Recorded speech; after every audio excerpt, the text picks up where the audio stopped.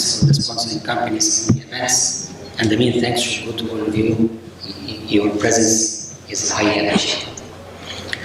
As might come to your thinking from the title of the presentation, it's a promotional presentation because I'm going to talk about amisulpride. But actually, I had my hidden own agenda. I just took amisulpride as a path to discuss the main mechanism behind the atypicality with the new or novel antipsychotics and translating theoretical data into clinical practice, which tackles the main theme of our distinguished conference. I have no conflicts of interest. Most of the data in the presentation are mine, but I only borrowed from the company the slides related to the studies.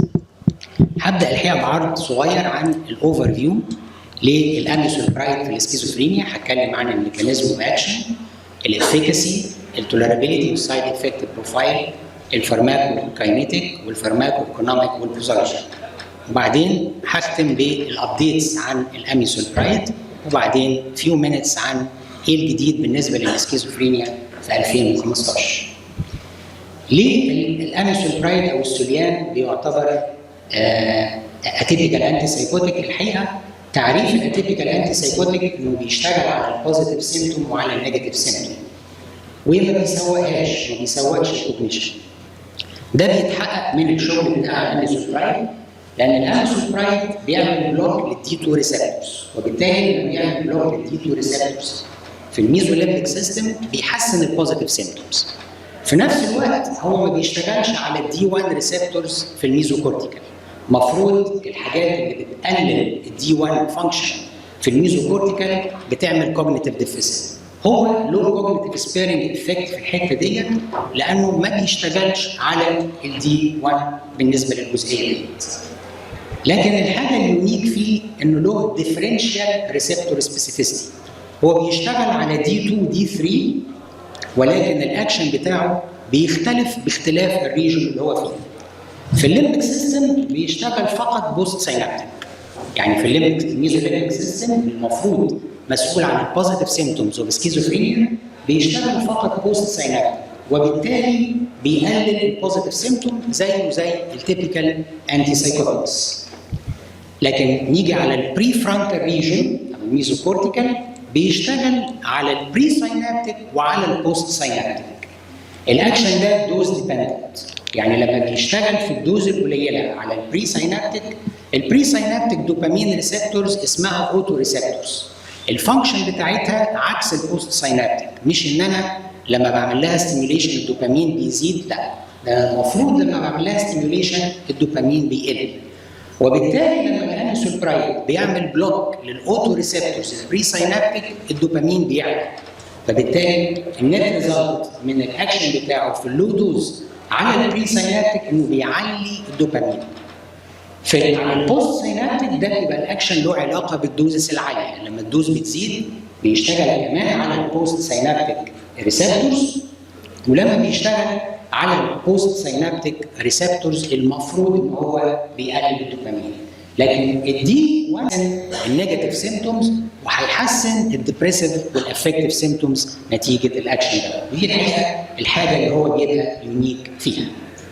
دي اهم حاجه في الاميسولبرايد. الاميسولبرايد ملوش بقيه الريسبتور بروفايل، يعني ما بيشتغلش على الالفا ريسبتورز. اي انتي سايكوتيك بيشتغل على الالفا ريسبتورز بيعمل سايد افكتس معينه، بيعمل بوستشرال هايبوتنشن، بيعمل تاكيكارديا، بيعمل سيكشوال ديسفانكشن، لانه ما بيشتغلش على الالفا ريسبتورز فمالوش السايد افكت دوت. الدراجز اللي بتشتغل على ال 5-HT2A وال 2C بتعمل سيديشن وويت جين، عشان كده من اكتر الدراجز اللي بتشتغل وبتعمل ويت جين الاولانزابين والكلوزابين. هو ما بيشتغلش على الحته ديت، وده بيفسر ليه السيداتيف افكت والويت جين بتاعه قليل. مالوش اي اكشن على الماسكارينيك ريسبتورز، وبالتالي اتس ديفايد من الانتي كولينرجيك سايد افكتس. بالنسبه للهستامين مالوش انتي هيستامينيك افكت، وزي ما كان الدكتور علي بيتكلم علاقه الهستامين بالكوجنيشن، علاقه الهستامين بالويت، وبالتالي ده بيفسر ليه هو ما بيعملش سيديشن، ما بيعملش كوجنيتيف امبيرمنت، وفي نفس الوقت الويت جين بتاعه قليل. يبقى لو حبينا نرسم بروفايل الاول الدوبامين سيستم في البرين. احنا عندنا كام دوبامين سيستم في البرين، وكل واحد له الفايده بتاعته وايه الريسبتور بتاعه. طبعا اهم حاجه عندي بالنسبه للسايكايتري الميزوليمبيك. الميزوليمبيك المين ريسبتور فيه بيبقى دي 2. لو زاد الفانكشن في الميزوليمبيك ده بيعمل لي سايكوزس. الميزوكورتيكال المين ريسبتور بتاعه دي 1 ده موجود في الدورسولاترال بري فرونتال كورتكس والفنتروميديال بري فرونتال كورتكس، وده مسؤول عن الافكت والكوجنيشن. الجزء اللي مسؤول عن الافكت هو الفنتروميديال، والجزء اللي مسؤول عن الكوجنيشن هو الدورسولاترال. النيكروسترياتال ده موجود في الاسترياتم وده مسؤول عن الانيشيشن اوف موفمنت، والجزء او الريسبتور اللي بيلعب دور هنا هو الدي 2. التيوبولار فانديبولار ده اللي موجود في البيتويتري والهايبوثالاموس وبيسموا ده البريفرال دي 2. ده مسؤول عن حاجتين، عن الثيرموريجوليشن والدوبامين نفسه هو البرولاكتين انهبيتنج فاكتور. ريسنتلي في 2 باثويز للدوبامين ديسكفر. الباثوي الاولاني هو الثلاميك. الثلاميك ده الحقيقه بيقال انه ممكن يلعب دور في السليب والاراوزل، ويمكن بكره لما هتكلم عن الابديتس بالنسبه للمود ديس اوردر هيبقى في كلام عن ما يسمى بالتريديان ريزم جديد. اكتشفوا بيولوجيكال ريزم جديد الدوبامين بيلعب فيه دور مش الميلاتونين، وده ممكن يكون له علاقه بالثلاميك ريسبتورز. وفي كمان ريسنتلي هيبوكامبال باثوي للدوبامين الدي 1 والدي 2 ممكن يلعبوا دور فيه. ايه اللي بيعمله الاميسولبرايد؟ الاميسولبرايد الحقيقه بيشتغل بالطريقه ديت. على الدي 2 اوتو ريسبتور بيعمل انهبيشن، وده بيحصل في الدوزز اللي اقل من 200 مللي، وبالتالي لو انا اديت اميسولبرايد في دوزز اقل من 200 مللي هيعمل انهبيشن للدي 2 وبالتالي هيزود الدوبامين. لما يزيد الدوبامين بري ساينابتيكالي هيزود الدوبامين اللي هو دي 1 في الجزئيه بتاعه الميزو كورتيكال، وبالتالي هيحسن الكوجنيشن وهيحسن الافكتيف سيمتوم والنيجاتيف سيمتومز. لو انا اديت دوز عاليه اعلى من 300 هيشتغل على الدي 2 والدي 3 بوست ساينابتيك، وبالتالي ده هيكون في الميزوليمبيك وده هيحسن لي البوزيتيف سيمتوم. ده التفسير ليه الدوز الكبيره بتحسن البوزيتيف سيمتوم والدوز القليله بتحسن النيجاتيف والكوجنيتيف سيمتوم. شغله على الدي 2 بوست ساينابتيك كمان ممكن يشتغل بطريقتين غير ان هو بيشتغل على الريسبتور. واحده منهم زي الكوتايابين. احنا عارفين ان الكوتايابين بيشتغل ازاي كاتيبيكال انتي سايكوتيك، انه له افينيتي قليله للدي 2، يعني بيشبك الدي 2 ريسبتور ويحصل رابيد ديسوسيشن منه. وثبت علميا ان الدراج علشان يبقى انتي سايكوتيك لازم يعمل انهبيشن ل 60 ل 80% من الدي 2. لو زاد الانهبيشن عن 80% مسؤول عن السايد افكت. فاللي بيعملوا الكوتايابين عشان كده بيسموه الكليفر موليكيول، ان بيعمل حاجه اسمها الهيت اند دراج، يمسك الريسبتور ويبعد عنه بسرعه، يحصل رابيد ديسوسيشن وبالتالي ما يحصلش سايد افكت. الحقيقه سبب بالنسبه للاميسولبرايد ان الريت اوف ديسوسيشن بتاعه من الدي 2 ريسبتور اقل من 60 ثانيه، يعني اقل من دقيقه، وبالتالي هو بيشارك مع الكوتايابين في الحته ديت. نقطة ثانية النسبة الثانية بيشارك فيها بقية الأنتي سايكوتيك إنه بيشتغل زي الأريبيبرازول كدوبامين بارشال أجونست، له بارشال أجونستيك إفكت. الحقيقة البارشال أجونستيك إفكت مش قوي زي الأريبيبرازول، ولكن ده بيضيف للأتيبيكاليتي بتاعته. الجديد بالنسبة للأميسولبرايد واللي بيفرقوا عن السولبرايد إنه بيشتغل على 5HT7 ريسبتورز. 5HT6 وال5HT7 ريسبتورز دول احدث ريسبتورز يكتشفوا للسيروتونين. ال5HT6 له علاقه بالكوجنيشن، وال5HT7 له علاقه بالسيركيديان ريذم والمود، وبالتالي اذا كان الدواء بيعمل انتاجونست افكت عند ال5HT7 هيبقى له انتي ديبريسنت افكت وهيبقى له تاثير كويس على السيركيديان ريذم.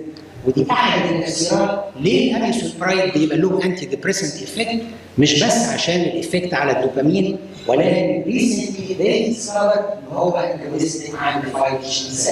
له كمان بارشال اجونستيك افكت عند 2B، ولكن الكلينيكال سيجنيفيكانس بتاعته لسه مش ويل استابلشد. وبالتالي لو حبينا نسال نفسنا سؤال كلينيكال، الاميسولبرايد يشبه ويختلف في ايه عن بقيه الاتيبيكال انتي سايكوتكس؟ هو طبعا بوتنت بوست ساينابتيك دي 2 انتاجونست زيه زي التيبيكال، يعني زيه زي الهالوبريدول، هو بيشتغل كبوتنت D2 انتاجونست، وبالتالي بيقلل الD2 فانكشن في الجزئيه بتاعه الميزوليمبيك وبيحسن البوزيتيف سيمبتوم. زي الانابيبرازول له بعض البارشال اجونستيك افكت، وبالتالي ده بيفسر لي ليه الافكت بتاعه على الدي 2 ريسبتورز ممكن ان هو في الاماكن اللي هو بيبقى قليل فيها يزوده، والاماكن اللي هو بيبقى زايد فيها يقلله. بيشتغل بالفاست اوف دي 2 ريسبونس زيه زي الكوتايابين وزي الكلوزابين وزي السيرتوزول. بيشتغل على ال 5 اتش تي 7 كانتاجونستيك، ودي ليها علاقه زي ما قلنا بالافكت زي بعض انتي سايكوتيك منهم الرازيدول والكوتايابين. بيشتغل بميزوليمبيك سيلكتيفيتي على الفنترال تيجمنتال اريا زيه زي السيرتوزول. بيشتغل على الدي 3 ريسبتور زي الكلوزابين، والكلوزابين بيشتغل كمان على الدي 4، وان كان مش معروف الفانكشنال سيجنيفيكانس بتاع الدي 3 ريسبتورز لغايه دلوقتي. هو بيشترك مع الاتيبيكال انتي سايكوتكس في حاجات، لكن الحاجه اللي هو بيتميز بيها ايه؟ الاكشن بتاعه على دي بري ساينابتيك اوتو ريسبتورز. لايكمان هو الوحيد اللي بيشتغل بالطريقه دي، عشان كده هو الاتيبيكال انتي سايكوتيك الوحيد اللي بيبقى فيه الديفرنت دوز ليها ديفرنت انديكيشن. اهم ميزه للاميسولبرايد هي السلكتيفيتي او السبيسيفيسيتي. بيقال ان الاميسولبرايد له 4 اسبيكتس اوف سلكتيفيتي. هو ريسبتور سيلكتيف لانه سيلكتيف على الدي 2 والدي 3 بس، ما بيشتغلش على الدي 1 ولا الدي 4 ولا الدي 5. كمان له دوز ديفرنشال سيلكتيفيتي، الدوز القليله بتشتغل على البري ساينابتيك والدوز العاليه بتشتغل على البوست ساينابتيك. تاني اسبكت اوف سيلكتيفيتي هو الريجن سيلكتيفيتي، لانه بيشتغل فقط على الدوبامين في الجزئيه بتاعه الميزوليمبيك.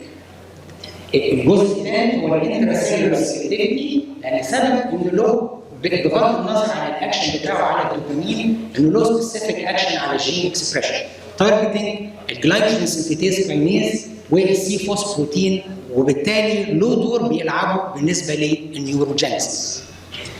رابع حاجه هي الستيرو سيلكتيفيتي، لان ناس كتير ما يعرفوش ان الاميسولبرايد زيه زي السيتالوبرام موجود في راسيميك 4، في منه 2 انانشيومز، له كايرال بار و2 انانشيومز الاس والار، وفي شغل دلوقتي على انه هل لو فصلت الاس زي ما انا فصلت الاسيتالوبرام من السيتالوبرام هل ممكن يبقى له فايده ولا لا؟ بيسموا دي الستيرو سيلكتيفيتي.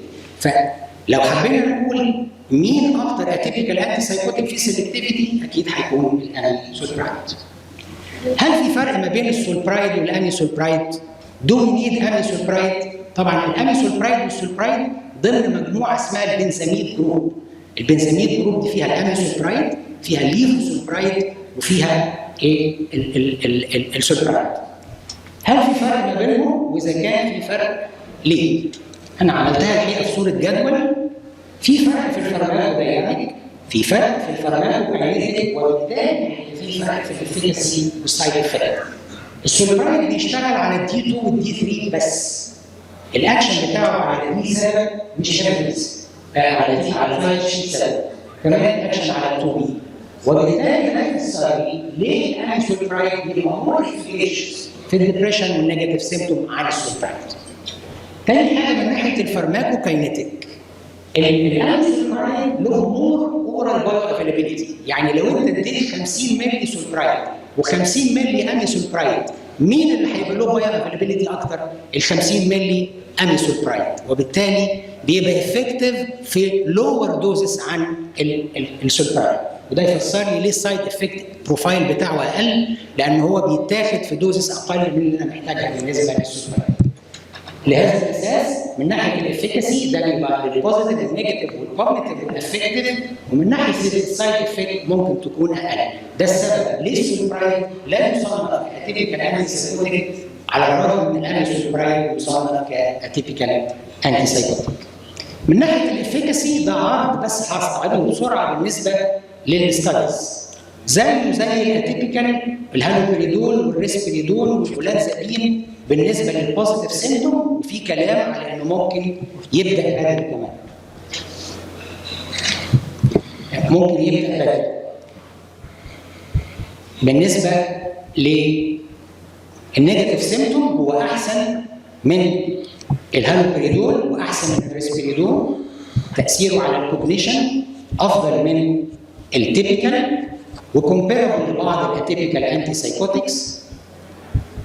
من ناحيه التولرابيلتي الاي بي اس بروفايل بتاعه ما هواش اكتر من الباقيين، مفيش فرق ما بينه وما بين الولانزابين والريسبيريدون، اتس نوت سيجنيفيكانت. الويت جين والاكاثيس الويت جين والتاثير على الميتابوليك بروفايل احسن من الولانزابين والكلوزابين والريسبيريدون، ولكن يبقى السايد افكت بتاعه اللي هو الهايبر برولاكتينيميا. الهايبر برولاكتينيميا بتحصل حتى مع الدوز القليله، وده سؤال بيطرح نفسه. إذا كانت الهايبر برولاكتينيميا بتحصل مع اللو دوز، اللو دوز احنا قلنا انها بتزود الدوبامين، طب ليه تحصل؟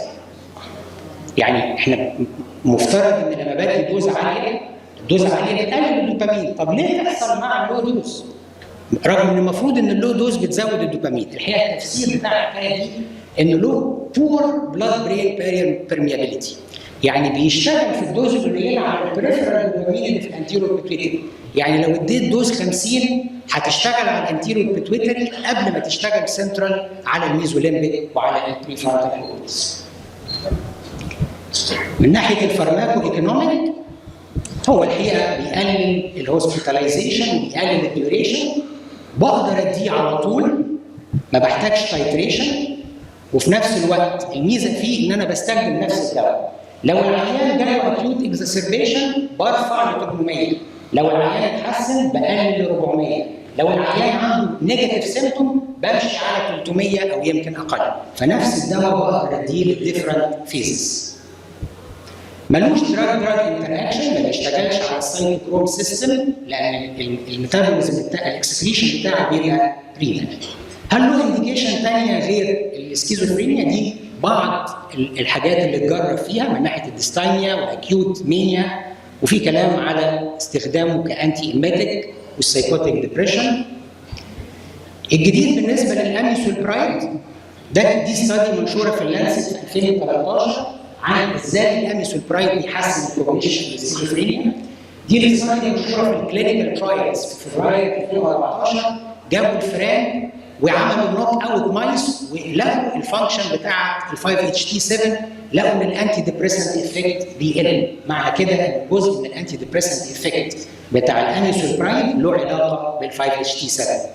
دي ستادي اسمها الكومباين ستادي، كومبايننج اميسولبرايد مع الازابين، لقوا ان هو احسن من المونوثيرابي.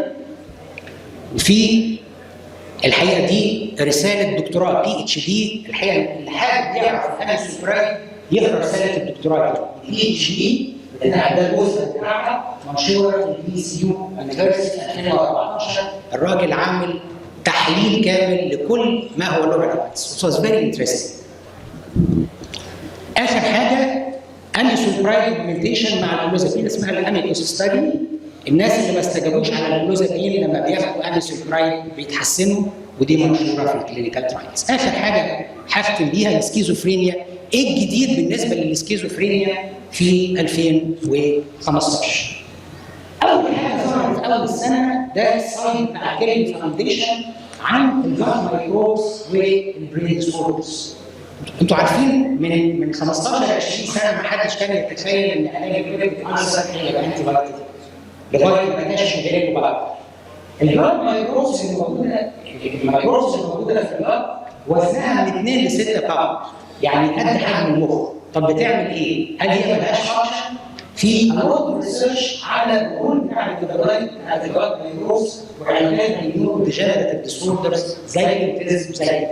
يعني ما نستبعدش ان بعد 10 سنين ممكن علاج السكيزوفرينيا يبقى انتي بايوتيك زي ما علاج البيبتيك ألسر دلوقتي بانتي بايوتيك. الجات مايكروبس بتلعب دور كبير قوي في الباثوفيسيولوجي بتاع النيورو ديجنريتيف ديسوردرز.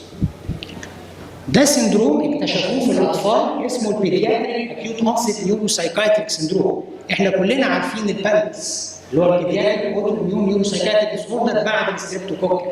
الاستادي دي بتقول ان مش بس الستريبتوكوكل مش بس OCD، ان اي فايرال انفكشن ممكن يلاقي سايكايتريك سندروم زي التوسيديا او تيك هرمون، وبالتالي الريكومنديشن بتاع الامريكان اكاديمي في تشايلد ميديسن سايكايتري ان اي طفل يكون عنده سايكايتريك سيمبتومز اكيوت لازم تعمل له الانتي بودي بروفايل بتاع الحاجات دي. انهي احسن من الواحد يبقى مخه تخين ولا مخه رفيع؟ المخ التخين عيب ولا ميزه؟ المخ التخين ميزه. يعني لما شافوا النيورو ايمج ماركرز اللي بتبريدكت السايكوزس اكتشفوا ان اهم ماركر هو الثاني هو البري فرونتال كورتكس. كلما كان الواحد البري فرونتال كورتكس بتاعه رفيع كلما كان احتماليه السايكوزس اقل. فاكثر مع كده المخ التخين احسن. دي سايد مشهوره في البيولوجيكال سايكايتري. دول دوايين جداد بالنسبه للسكيزوفرينيا، واحد بيشتغل على السوليد شانلز وعلى كده الجلوتاميت ده في اسمه كلينيكال ترايل، والدواء الثاني بيشتغل على كوجنيشن امبيرنج بروتين ده المفروض في 2016 يظهر. ده اول دواء يتقدم الفايل بتاعه للاف دي اي اللي هي سبيسيفيك لعلاج الكوجنيشن السكيزوفرينيا، يعني واخد الاستادي بتاعته لعلاج الكوجنيشن السكيزوفرينيا. دي ستادي منشوره عن ان الويت جين اللي بيحصل مع الاولانزابين بيبقى له علاقه بالكانابينويدز. دي ستادي منشوره في الجورنال اوف بيدياتريكس حوالي شهر وشويه. ليه احنا بنكتب انتي سايكوتكس كتير للاطفال بتاعتنا؟ لا نسبه الانتي سايكوتكس 62% انكريز.